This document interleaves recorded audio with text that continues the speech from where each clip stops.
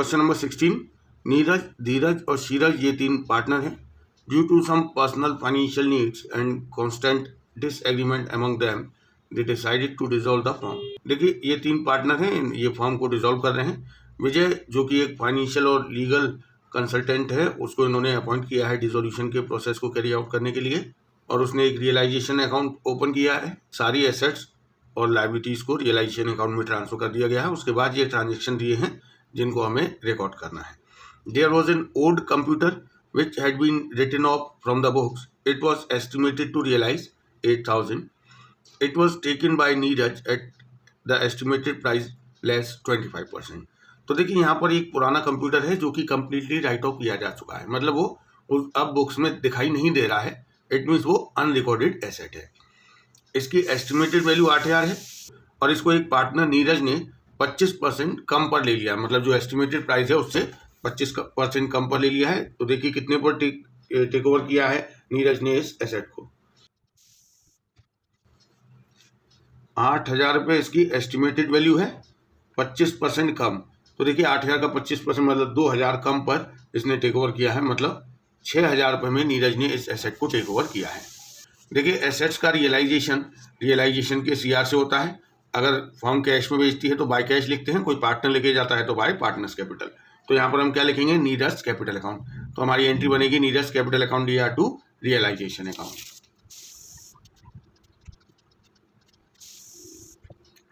देखिए जितने में टेक ओवर किया है उतने से ही नीरज का कैपिटल अकाउंट DR होगा। एस्टिमेटेड जो उसकी रियलाइजेबल वैल्यू है उससे कोई लेना देना नहीं है। इसके बाद देखिए अगला ट्रांजेक्शन दिया है इसमें, a disputed claim of 50,000 of a worker for compensation which remained unrecorded in the books was finally settled at 30,000. तो ये देखिए एक अनरिकॉर्डेड लाइबिलिटी है जिसका पेमेंट हो रहा है। लाइबिलिटीज का पेमेंट रियलाइजेशन के DR से होता है। तो यहाँ देखिए फर्म ने लाइबिलिटी का खुद पेमेंट किया है कैश में, तो यहाँ लिखा जाएगा टू कैश। तो एंट्री बनेगी realisation account DR to cash या बैंक। 30,000 पे किया गया है तो ट्रांजेक्शन 30,000 से ही रिकॉर्ड होगा। इसके बाद थर्ड वाला पॉइंट दिया हुआ है, Dheeraj paid 60,000 for using the name of the firm. देखिए धीरज ने फर्म को 60,000 रुपये दिए हैं क्योंकि वो अब फर्म के डिसोल्यूशन के बाद फर्म के नाम का उपयोग करेगा, यूज करेगा। तो ये एक तरीके से फर्म की गुडविल को इसने टेक ओवर किया है 60,000 रुपये में। तो देखिए एसेट अगर कोई पार्टनर टेक ओवर करके लेके जाता है तो यहाँ लिखते हैं बाय पार्टनर्स कैपिटल अकाउंट।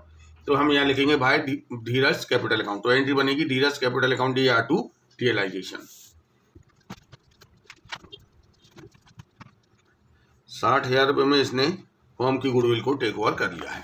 इसके बाद चौथा वाला पॉइंट दिया है, there was an unrecorded asset of 60,000, half of which was sold for 30,000 and the remaining half was taken by Sheeraj a partner for 25,000। तो देखिए यहाँ पर जो अनरिकॉर्डेड एसेट है उसके आधे हिस्से को तो फर्म ने बेच दिया है, तो उसके लिए लिखा जाएगा रियलाइजेशन के CR में बाय कैश। एंट्री होगी cash account DR to realisation. और बाकी आधे हिस्से को शीरज एक पार्टनर ने टेक ओवर किया है, तो यहाँ लिखा जाएगा by Sheeraj capital account. Entry हो जाएगी Sheeraj capital account DR to realisation. अब हम इन दोनों को मर्ज भी कर सकते हैं, cash account DR, Sheeraj capital account DR to realisation. देखिए जो आधा हिस्सा बेचा है वो 30,000 में बेचा है और बाकी जो आधा हिस्सा शीरज ने टेक ओवर किया है वो 25,000 में टेक ओवर किया है। तो टोटल 55,000 रुपये रियलाइजेशन में CR होगा। तो ये हो गया हमारा क्वेश्चन नंबर 16। अब हम करेंगे question number 17। Lal and Pal were partners in a firm sharing profit in the ratio of 3:7. On 1st April 2015, their firm was dissolved after transferring assets other than cash and outside liabilities to realization account. You are given the following information. तो देखिए सारी assets और liabilities realisation account में transfer हो चुकी हैं। अब ये ट्रांजेक्शन्स दिए हैं, इनको हमें रिकॉर्ड करना है। A creditor of 3,60,000 accepted machinery valued at 5 lakh and paid to the firm 1,40,000. तो देखिए यहाँ पर एक हमारा क्रेडिटर है जो कि 3,60,000 रुपये का है। उस क्रेडिटर ने 5 लाख रुपए की मशीनरी को टेक ओवर कर लिया है। तो देखिए जो मशीन की वैल्यू है वो हमारी लाइबिलिटी की वैल्यू से ज़्यादा है, इस वजह से क्रेडिटर ने 1,40,000 रुपये फर्म को पे किया है। तो फर्म को 1,40,000 रुपये मशीनरी की जो एक्सेस वैल्यू है वो रिसीव हुई है। तो देखिए यहाँ से एसेट रियलाइज होती है तो रियलाइजेशन के CR से करते हैं बाय कैश। इधर देखिए जो 3,60,000 के क्रेडिटर्स हैं उन्होंने मशीन ले ली, तो जो 3,60,000 रुपये मशीन की वैल्यू के क्रेडिटर्स के साथ सेटल हो गए, इसकी तो कोई एंट्री नहीं होगी। और जो उन्होंने एक्सेस अमाउंट फॉर्म को दिया है उसको रिकॉर्ड किया जाएगा। तो देखिए कैश रिसीव हो रहा है तो एंट्री होगी cash account DR to realisation account. ये एंट्री केवल उस 1,40,000 के अमाउंट से होगी जो कि फॉर्म को रिसीव हुआ है। यहाँ फॉर्म को मशीन की जो एक्सेस वैल्यू है उसका 1,40,000 रुपये क्रेडिटर्स से रिसीव हो गया है। इसके बाद बी वाला पॉइंट देखते हैं।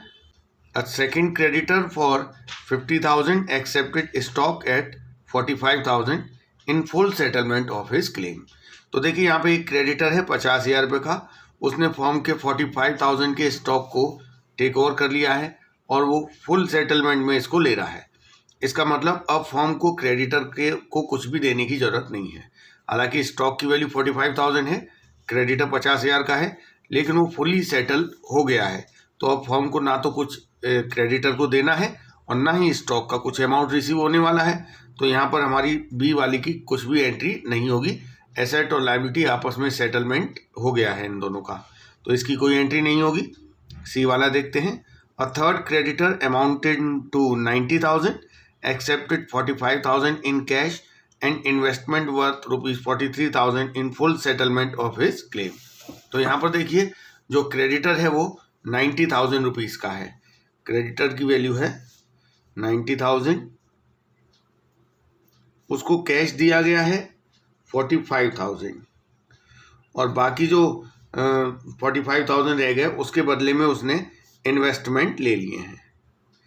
हालांकि इन्वेस्टमेंट की वैल्यू तो 43,000 है, लेकिन उसने इन्हें फुल सेटलमेंट में ले लिया है। तो क्रेडिटर्स जो 90,000 के हैं उसमें से केवल 45,000 कैश पे करने की हमें एंट्री दिखानी है। जो इन्वेस्टमेंट सेटल हो गए हैं क्रेडिटर्स के साथ, एसेट और लायबिलिटी आपस में सेटल हो गई हैं, इसकी कोई एंट्री नहीं दी जाएगी। तो केवल जो 45,000 कैश पे किया है, देखिए लायबिलिटी का पेमेंट कहाँ से होता है, रियलाइजेशन के DR से, तो एंट्री बनेगी realisation account DR to cash account. तो जो 45,000 कैश पे किया है बस उसी की एंट्री होगी और जो उन्होंने एसेट टेक ओवर कर लिया है उसकी एंट्री नहीं होगी। देखिए ये सी वाला ट्रांजैक्शन है। बी वाले ट्रांजैक्शन में तो कोई एंट्री होनी ही नहीं थी क्योंकि वहाँ एसेट और लायबिलिटी का फुल सेटलमेंट हो गया था, कुछ भी अमाउंट वहाँ पे दिया नहीं गया था। ये बी सी वाला हो गया। अब डी वाला देखेंगे। Loss on dissolution 15,000। देखिए डिसोल्यूशन मतलब रियलाइजेशन पे लॉस हुआ है। रियलाइजेशन पे लॉस होने का मतलब ये है कि जो डेबिट साइड है वो बड़ा है और क्रेडिट साइड छोटा है। तो जो लॉस आया है वो पार्टनर्स में डिस्ट्रीब्यूट होता है। इसकी एंट्री होती है partners capital account DR to realisation account. तो यहाँ देखिए दो पार्टनर हैं लाल और पाल। तो Lal's capital account DR, Pal's capital account DR to realisation account. देखिए 15,000 का लॉस है, इनका प्रॉफिट शेयरिंग रेशियो 3 और 7 है। तो 15,000 रुपये को 3 और 7 के रेशियो में बांटेंगे तो लाल के हिस्से में 4,500 और पाल के हिस्से में 10,500 का लॉस आएगा। तो ये हो गया हमारा क्वेश्चन नंबर 17। अब हम करेंगे question number 18। Pass journal entries for payment of following unrecorded liabilities on the dissolution of a firm of partner Shiv and Mohan. तो यहाँ देखिए there was an contingent liability in respect of bill discounted but not matured 18,500. An acceptor of one bill of 2,500 became insolvent and 50 paise in a rupee was recovered. The liability of the firm on account of this bill discounted and dishonored has not so far been recorded. तो देखिए यहाँ पर firm ने 18,500 रुपये के ऐसे bill हैं जो कि बैंक से डिस्काउंट करवा रखे हैं और उनकी मैच्योरिटी की डेट नहीं आई है। देखिए ये जो बिल डिस्काउंटेड होते हैं ये फर्म की लायबिलिटी नहीं है, कंटिंजेंट लायबिलिटी इसे इसलिए कहा जाता है कि अगर ड्यू डेट पर ड्रॉई इन बिलों का भुगतान नहीं करेगा जिन्होंने कि इन बिलों को एक्सेप्ट करके हमें दिया था तो फिर फर्म को उसका पेमेंट करना पड़ेगा। तो देखिए जिस समय डिसोल्यूशन हुआ है उस समय एक बिल है 2,500 रुपये का, वो डिसऑनर हो गया है क्योंकि उसका जो ड्रॉई है वो इंसॉल्वेंट हो गया है और उससे हमें 50 पैसे इन रुपी रिसीव हुआ है। तो यहाँ पर हमें पहले तो ये बिल डिस्काउंटेड है तो हमें बैंक का तो पूरा फुल पेमेंट करना पड़ेगा 2500 रुपये का। जैसे ही बिल डिसऑनर होगा, क्योंकि ड्रॉई जो एक्सेप्टर है वो इंसॉल्वेंट हो गया है, तो जैसे ही बिल डिसऑनर होगा हमें बैंक का पेमेंट करना पड़ेगा। फिर हम अपने जो एक्सेप्टर है उससे पैसे मांगेंगे। अब वो इंसॉल्वेंट हो गया है तो उससे हमें 50 पैसे इन रुपी रिसीव हुआ है। तो यहाँ पर हमें पहले तो बैंक का पेमेंट करना पड़ेगा। तो देखिए लायबिलिटी का पेमेंट कहाँ से होता है? डीआर से। तो एंट्री क्या होगी? Realisation account DR to bank account. तो देखिए हमें 2500 का तो पूरा पेमेंट करना पड़ेगा। अब हम एक्सेप्टर से मांगेंगे पैसे जिसने कि बिल को डिसऑनर किया है। अब वो इंसॉल्वेंट हो गया है तो ऑफिशियल रिसीवर से हमें 50 पैसे इन रुपी मिला है, मतलब 2500 का 50%। तो 1250 हमें रिसीव हुआ है। रिसीव होगा तो एंट्री क्या होगी? Cash account DR to realisation. तो देखिए 2500 का बिल डिसऑनर हुआ है, लेकिन हमें एक्सेप्टर से केवल 1250 मिले हैं क्योंकि वो इंसॉल्वेंट हो गया है। तो ऑफिशियल रिसीवर प्रोपोर्शनेट पेमेंट करता है। देखिए बाकी के जो 18,500 के बिल हैं, इनमें से 2500 वाला तो डिसऑनर हो गया। बाकी बिल जो है उनकी अभी ड्यू डेट नहीं आई है, इसलिए उनका कुछ भी ट्रीटमेंट करने की ज़रूरत नहीं है। उनके बारे में हम ये मान लेते हैं कि इनका जो पेमेंट है वो ड्रॉई ड्यू डेट पर कर देंगे। इसके बाद देखिए बी वाला पॉइंट है इसमें, there was a contingent liability in respect of claim for damages for 75,000। तो देखिए कंटिजेंट लायबिलिटी है, इसका मतलब ये बुक्स में रिकॉर्डेड नहीं है। कंटिजेंट लायबिलिटी इसको बैलेंस शीट में नहीं दिखाया जाता है।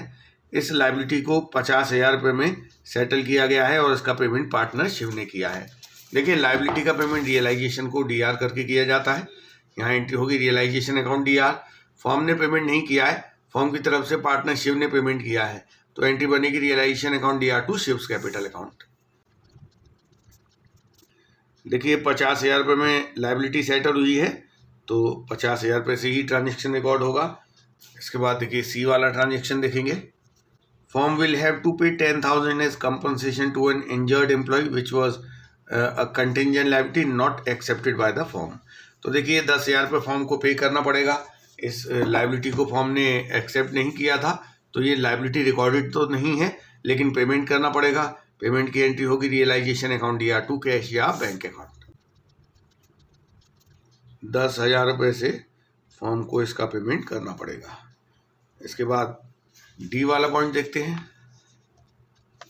5,000 for damages claimed by a customer has been disputed by the firm, मतलब वो विवादित हैं। कस्टमर ने 5,000 रुपये की डैमेज के लिए क्लेम किया है। डिस्प्यूटेड है इसका मतलब हम इसे बैलेंस शीट में तो रिकॉर्ड नहीं कर रहे हैं, इट मीन्स ये अनरिकॉर्डेड लायबिलिटी है। इसका पेमेंट हुआ है 70%। कस्टमर और फॉर्म के बीच में कॉम्प्रोमाइज़ हुआ, तो 50,000 का 70% मतलब 3,500 रुपये फॉर्म को देना पड़ेगा। तो पेमेंट किया जा रहा है लायबिलिटी का, चाहे रिकॉर्डेड हो या अनरिकॉर्डेड, रियलाइजेशन के डीआर से पेमेंट होगा। एंट्री होगी realisation account DR to cash या बैंक। 3,500 रुपये का पेमेंट किया है, तो उतने से ही ट्रांजेक्शन रिकॉर्ड होगा। तो ये हो गया हमारा क्वेश्चन नंबर 18। अब हम करेंगे question number 19। Pass the journal entries for the following transactions on the dissolution of a firm of P and Q after assets and outside liabilities have been transfer to realisation account. तो देखिए assets और liabilities transfer हो चुकी हैं। अब हमें assets के realisation और लायबिलिटीज और एक्सपेंस के पेमेंट की एंट्री दिखानी है। तो यहाँ पर देखिए स्टॉक, एक 2 लाख रुपए का फॉर्म का स्टॉक है, जिसमें से 50% तो एक पार्टनर पी ने टेक ओवर कर लिया है 10% के डिस्काउंट पे, और बाकी का स्टॉक बेचा गया है 25% प्रॉफिट ऑन कॉस्ट पर। तो देखिए फॉर्म के पास टोटल 2 लाख रुपए का स्टॉक है। इस 2 लाख में से 1 लाख रुपए की बुक वैल्यू का स्टॉक पार्टनर ने टेक ओवर कर लिया है 10% के डिस्काउंट पे। तो 1 लाख का 10%, 10,000 काट के, इसका मतलब ये किसने ले लिया? पी ने। कितने में लिया? 90,000 में। बाकी जो 1 लाख रुपए का स्टॉक बच गया है उसको फर्म ने 25% प्रॉफिट पर बेचा है, मतलब 1 लाख का 25% 25,000, इसका मतलब 1,25,000 में ये सेल कर दिया है। तो देखिए एसेट्स रियलाइज कहाँ से होती हैं? रियलाइजेशन के सीआर से। फर्म अगर बेचती है तो cash account DR to realisation, partner take over कर लेता है तो partners capital account DR to realisation. यहाँ दोनों बातें हैं, एक पार्ट पार्टनर ने टेक ओवर किया है और एक पार्ट फर्म ने सेल किया है। तो एंट्री होगी piece capital account D R, bank account D R जितना पार्ट फर्म ने बेचा है, टू रियलाइजेशन अकाउंट। 90,000 रुपये में तो पी ने टेक ओवर किया है, 1,25,000 रुपये में बेचा गया है। इस तरीके से टोटल 2,15,000 रुपये रियलाइजेशन अकाउंट में सी आर होगा। ये ए वाला पॉइंट हो गया। अब बी वाले पॉइंट की बात करते हैं। डेटर्स हैं 2,25,000 रुपये के, पीबीडी है 25,000 रुपये का। देखिए ये डेटर्स की बुक वैल्यू है और ये पीबीडी है, ये ऑलरेडी रियलाइजेशन में ट्रांसफ़र हो चुके हैं। ये रियलाइजेशन के डीआर में ट्रांसफ़र हो चुका है, ये रियलाइजेशन के सीआर में ट्रांसफ़र हो चुका है और ट्रांसफ़र की एंट्री हमें दिखानी नहीं है। यहाँ कह रहे हैं 2,000 ऑफ बुक डेप्ट, 20,000 ऑफ द बुक डेप्ट प्रूव्ड बैड। मतलब जो डेटर्स हैं उसमें से 20,000 रुपये के डेटर्स बैड डेप्ट हो गए। इसका मतलब डेटर्स से रियलाइज हुआ होगा 2,05,000। 2,25,000 में से 20,000 डूब गए हैं, तो 2,05,000 रियलाइज हुआ है। बस इसी चीज़ को रिकॉर्ड किया जाएगा।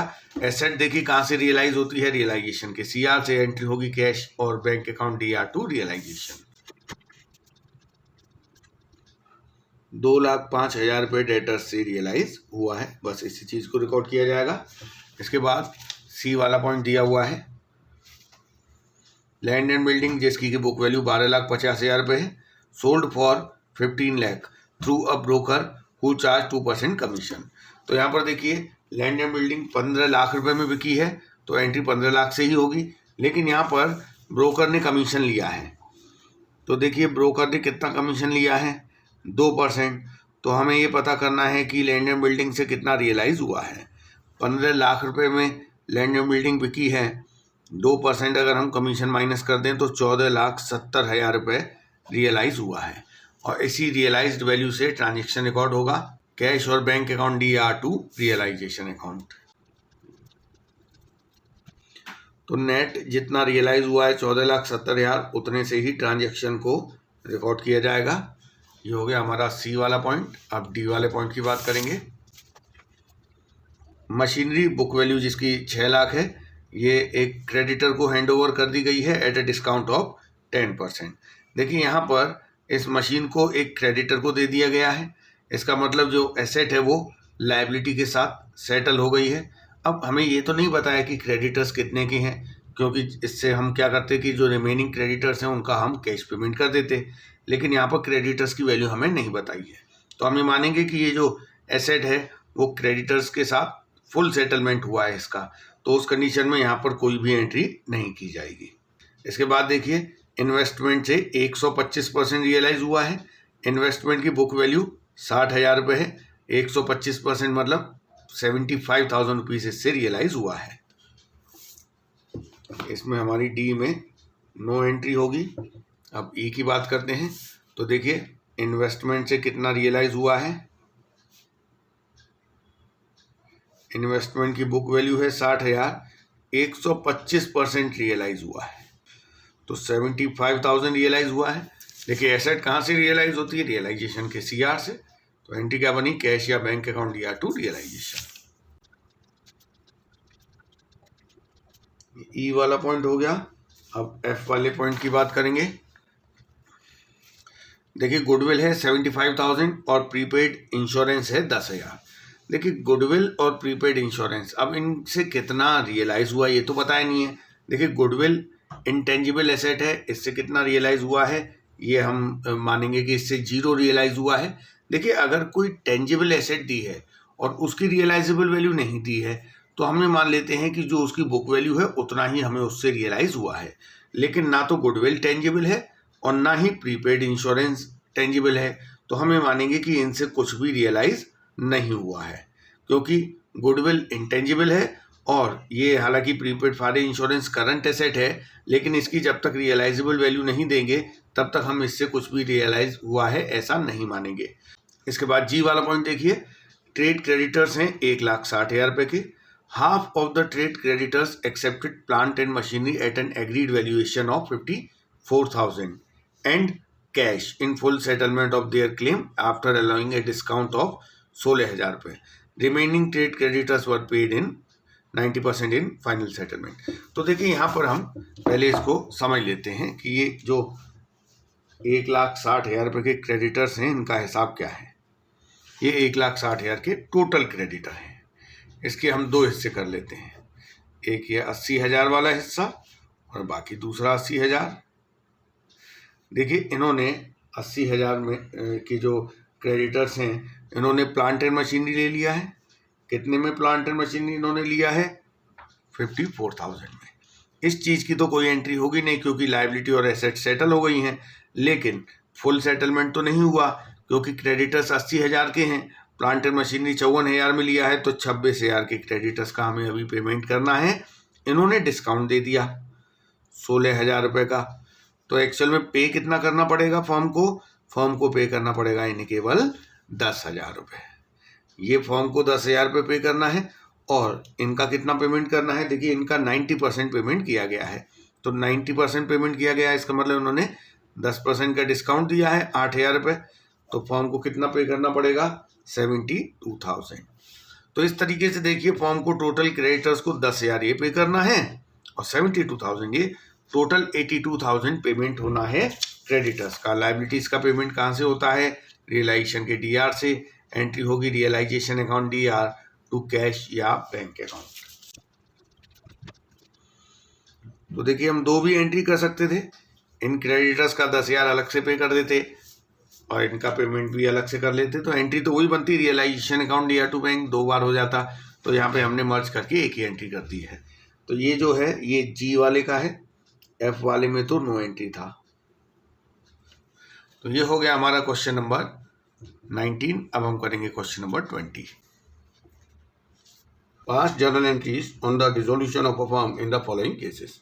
तो देखिए यहाँ पर धर्म एक पार्टनर है who was appointed to look after the process of dissolution at a remuneration of 12,000 and he had to bear the dissolution expense. Dissolution expense of 11,000 were paid by धर्म। देखिए यहाँ पर एक पार्टनर धर्म है, उसको अपॉइंट किया गया है डिसोल्यूशन का काम करने के लिए। इसके बदले में फर्म उसे 12,000 रुपये रेम्यूनरेशन देगी और डिसोल्यूशन के सारे एक्सपेंस वो बियर करेगा। यहाँ पर डिसोल्यूशन के एक्सपेंस हुए हैं 11,000 जो कि धर्म ने ही पे किए हैं। तो देखिए जो डिसोल्यूशन के काम के बदले में उसे रेम्यूनरेशन दिया गया है वो तो फर्म का एक्सपेंस है, उसकी एंट्री होगी realisation account DR to Dharm's capital account. तो धर्म को तो रेम्यूनरेट कर दिया गया है, एंट्री हो गई उसकी।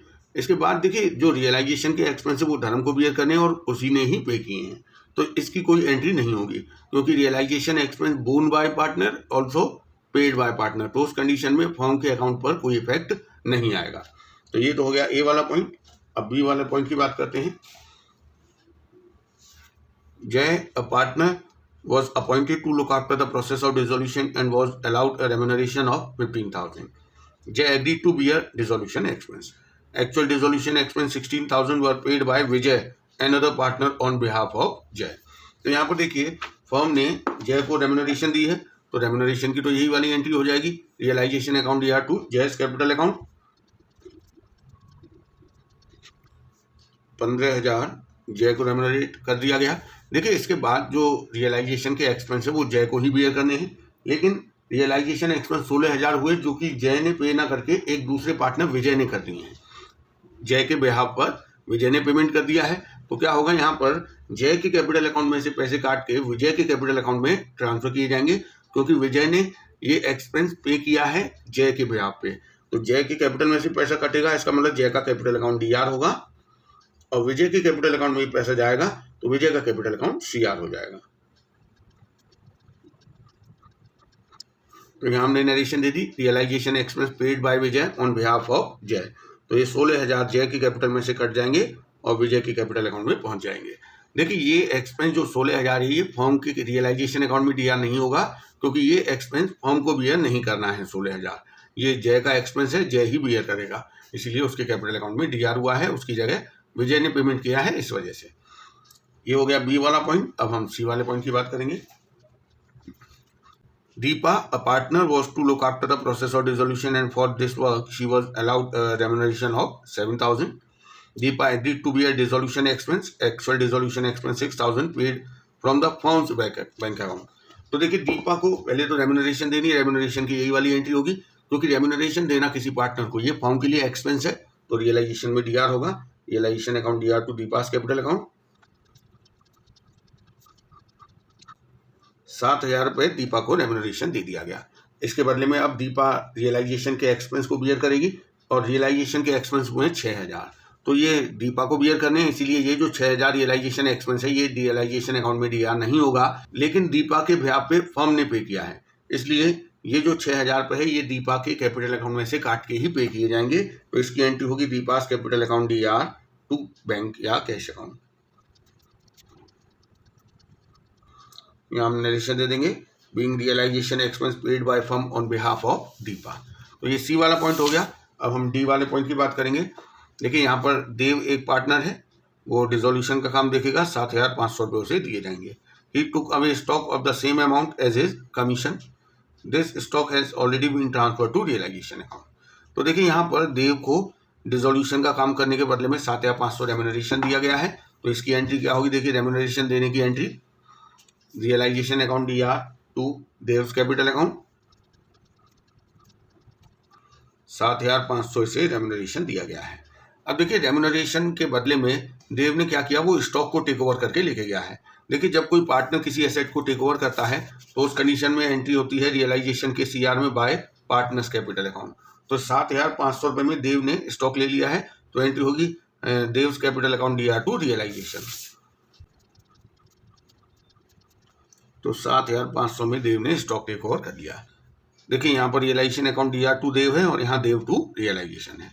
तो यहाँ पर हम नो एंट्री भी कर सकते हैं, क्योंकि एक्सपेंस का सेटलमेंट एक एसेट के साथ हो गया है। तो फर्म इसमें क्या कर सकती है कि या ना तो एक्सपेंस का पेमेंट करेगी और ना ही इस एसेट को, स्टॉक को रियलाइज करेगी। तो नो एंट्री से भी किया जा सकता है, और आप चाहें तो ये 2 एंट्री भी दे सकते हैं। तो ये डी वाला पॉइंट हो गया। अब ई वाले पॉइंट की बात करेंगे। Jeev, a partner, agreed to do the work of dissolution for which he was allowed a commission of 10,000. तो ये भी एक तरीके से रेम्यूनरेशन है, और he agreed to bear the realization expense. Actual expense paid by Jeev 12,000. These expenses were paid by Jeev by drawing cash from the firm. तो देखिए पहले तो जो रेम्यूनरेशन दिया गया है जीव को, उसकी एंट्री हो जाएगी realisation account DR to Jeev's capital account. ये रेम्यूनरेशन दिया गया है। अब एक और बात, इसके बाद रियलाइजेशन एक्सपेंस जीव बियर करेगा, और पेमेंट भी उसी ने किया है, तो इसकी कोई एंट्री नहीं होगी। लेकिन पेमेंट करने के लिए जीव ने फर्म में से पैसा निकाला है, तो पैसे निकालने की एंट्री की जाएगी। जीव अपने अकाउंट में से ही पैसे निकालेगा, तो एंट्री होगी Jeev capital account DR to cash account. Cash या बैंक लिख सकते हैं। 12,000 रुपये उसने फर्म से निकाले हैं। ई वाला पॉइंट हो गया। अब एफ वाला पॉइंट करेंगे। A debtor of 8,000 already transferred to realization account agreed to pay the realization expense of 7,800 in full settlement. तो देखिए यहाँ पर ये एक एसेट है और इसका सेटलमेंट एक एक्सपेंस के साथ हो गया है। तो ये जो डेटर है 8,000 रुपये का, अब इससे फर्म को 8,000 रुपये नहीं मिलेंगे। दूसरा जो रियलाइजेशन एक्सपेंस है 7,800, अब फर्म को ये रियलाइजेशन एक्सपेंस भी पे नहीं करना है। तो एक तरीके से एक एसेट एक लायबिलिटी के साथ सेटल हो गई है। तो जब एसेट और लायबिलिटी सेटल हो जाती हैं तो कोई एंट्री नहीं होती है। तो यहाँ पर एफ वाले पॉइंट में नो एंट्री लिख देंगे हम। तो ये हो गया हमारा क्वेश्चन नंबर 20। नेक्स्ट वीडियो में हम क्वेश्चन नंबर 21 से लेकर करेंगे, जहाँ पर हमें रियलाइजेशन अकाउंट बनाना होगा।